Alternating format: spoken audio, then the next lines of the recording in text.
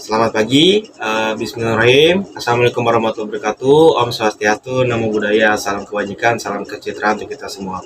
Perkenalkan, saya Nadi Saputra, saya dari kelompok 3 pada mata kuliah Patologi Medis Dasar.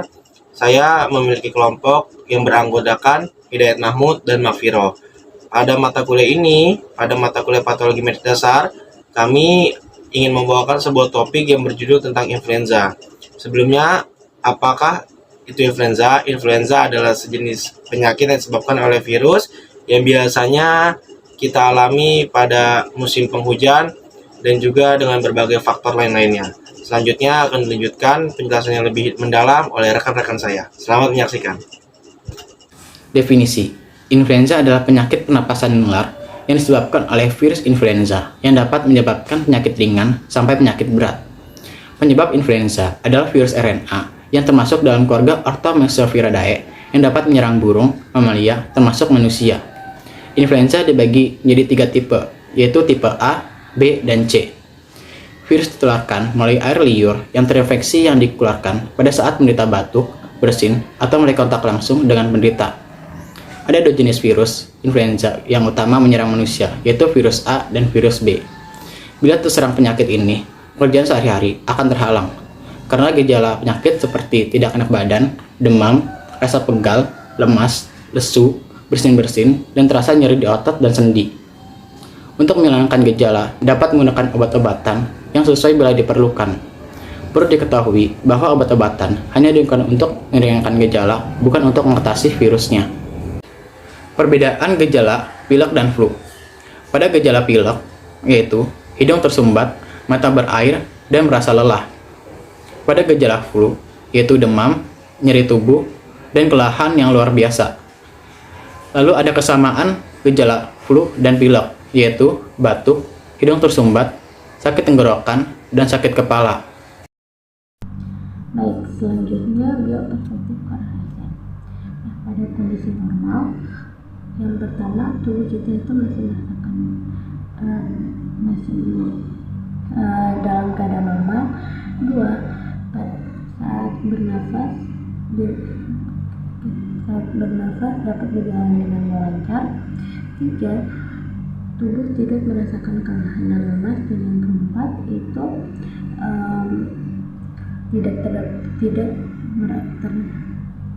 tidak terdapat nyeri pada seluruh tubuh. Nah, pada kondisi sakit pada 9 pertama demam.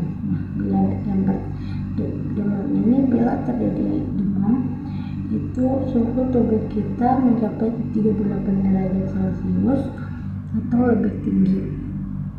Nah, saat kondisi normal tubuh kita itu pada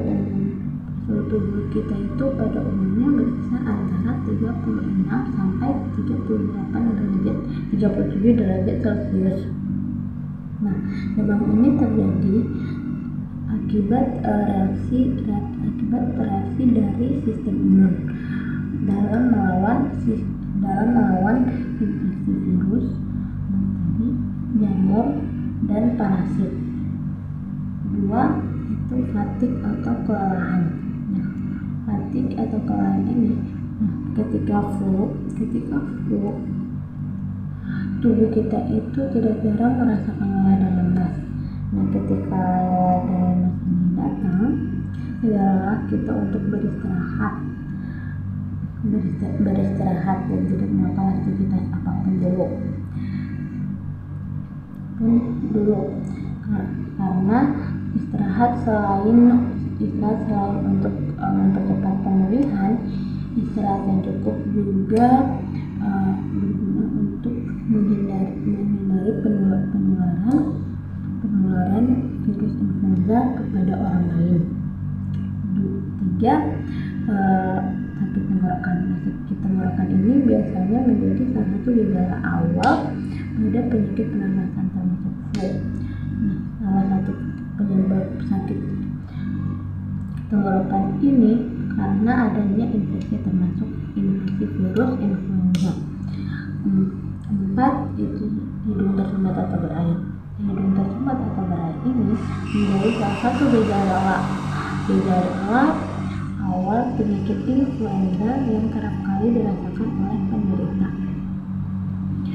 Hidung tersumbat atau berai ini merupakan gas yang keluar dari hidung berupa batuk. Nah, batuk merupakan efek alami tubuh untuk menghilangkan zat yang mungkin kita hirup. Batuk juga sebagai cara tubuh untuk membersihkan paru-paru dan saluran pernapasan. 6. Sakit kepala. Nah, sakit kepala ini juga disebabkan oleh berbagai hal termasuk flu. Nah, termasuk influenza. Nah, ketika flu itu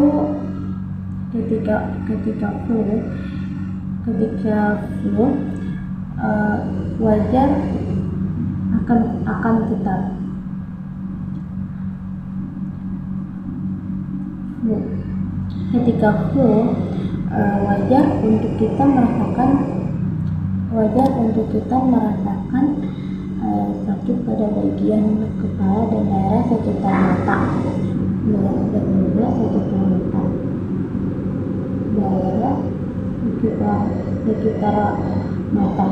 Nah, hal ini disebabkan karena tertahannya atau tercemahnya alat udara dari hidung pada rongga sinus dan titik timbang akibat akumulasi lendir dalam rongga sinus.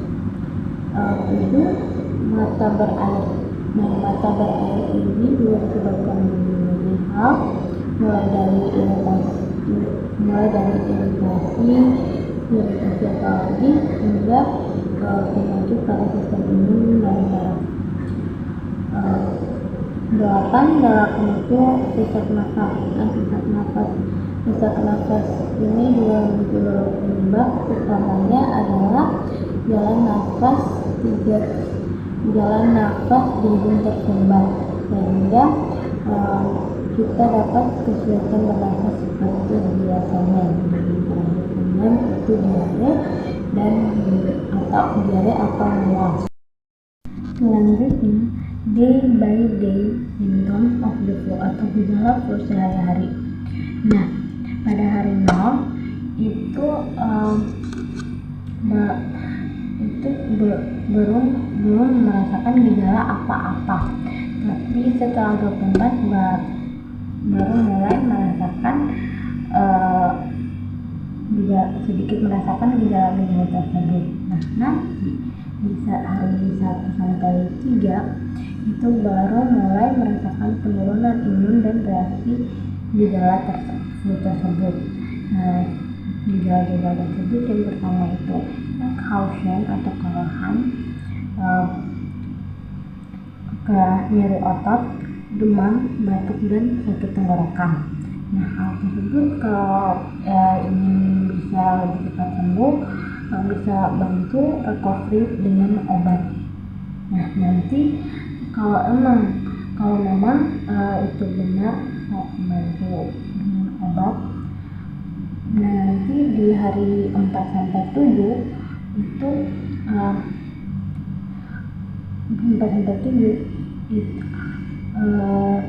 gejala-gejala mulai membaik. Nah, demam jadi turun, terus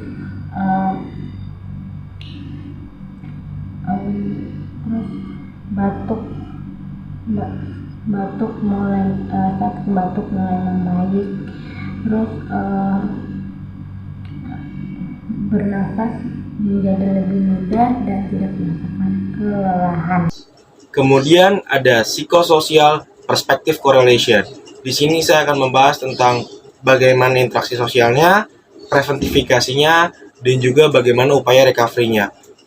Sebelumnya kita harus menelaah terlebih dahulu apa sih sosial itu. Sosial adalah sebuah kegiatan yang mana interaksinya dilakukan oleh manusia dengan manusia lainnya.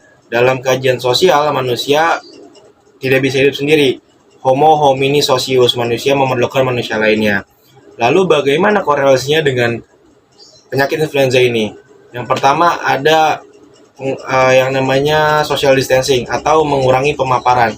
Yaitu dengan cara apa? Menjaga jarak dan menjaga tubuh kita agar tidak terpapar juga. Yang kedua, menggunakan masker. Menggunakan masker ini salah satu upaya preventifikasi juga. Selain menjaga jarak, dengan menggunakan masker ini akan lebih efektif untuk kita menahan diri dari pemaparan. Yang ketiga, ada namanya fatigue. Fatigue ini dampaknya dari penyakit influenza tersebut apabila sudah terjangkit oleh tubuh. Nah, fatigue ini dikenal dengan nama lain kelelahan. Tapi kelelahan ini dibagi dua. Ada kelelahan mental, ada kelelahan fisik. Yang pertama, kelelahan fisik. Kelelahan fisik ini yang sering umum terjadi adalah nyeri badan, rasa sedikit linu-linu, pegal-pegal, kemudian ada sensasi pusing di kepala dan kurang bisa beraktivitas seperti sedia kala karena beberapa keterbatasannya. Yang kedua, ada fatigue secara mental. Fatigue secara mental ini adalah lelah secara psikis. Biasanya gejala ini ditandai dengan emotional unstable atau emosi tidak stabil dikarenakan sudah terlalu letih menahan yang namanya fatigue dari fisik sehingga berdampaklah pada psikisnya. Yang kedua, ada activity decadence atau dekadensi aktivitas, yaitu penurunan minat dan performa dalam beraktivitas. Hal ini bertujuan selain untuk memperistirahatkan tubuh, tapi juga salah satu cara untuk mengurangi pemaparan. Yang terakhir ada tahap recovery. Recovery ini bertujuan untuk mendorong tubuh segera sembuh dan kembali bugar.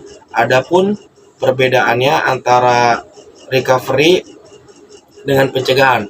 Kalau pencegahan itu lebih awal, tapi kalau recovery itu ketika sudah terjadi dan bagaimana caranya untuk kita kembali lagi. Selanjutnya ada cara untuk mencegah influenza. Yang pertama ada yang namanya vaksinasi, yaitu dengan tindakan menyuntikkan vaksin agar lebih preventable.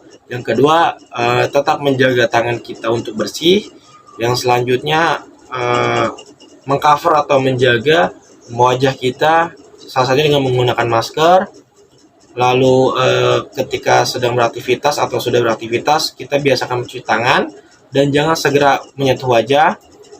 Adapun salah satu dorongan dari hormon yaitu dengan cara tersenyum sebagai booster hormon kebahagiaan.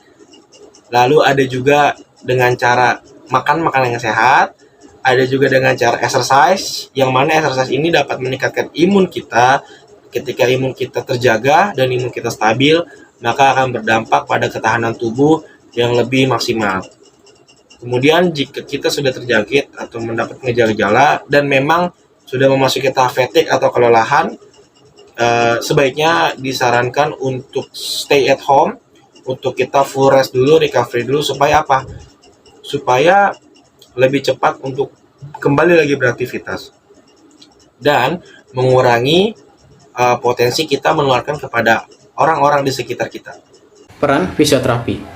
Fisioterapi memiliki peran pada penyakit influenza dalam mengatasi permasalahan pada sistem pernapasan, itu dengan melakukan pelatihan atau teknik untuk mengeluarkan dahak. Beberapa teknik yang bisa dilakukan. Yang pertama, teknik postural drench. Tindakan ini dilakukan selama minimal 20 menit untuk satu bagian lobus paru dan dilakukan pemeriksaan suara paru terlebih dahulu untuk menentukan posisi yang tepat. Teknik ini dilakukan sehari sebanyak 2 kali pada pagi dan sore hari. Yang kedua, teknik Topman atau perkusi. Teknik ini berupa tepukan yang ritmis dan terarah ke bagian paru. Bila melakukan teknik perkusi, sebaiknya jumlah tepukan mencapai 25 kali dalam 10 detik agar hasil lebih maksimal.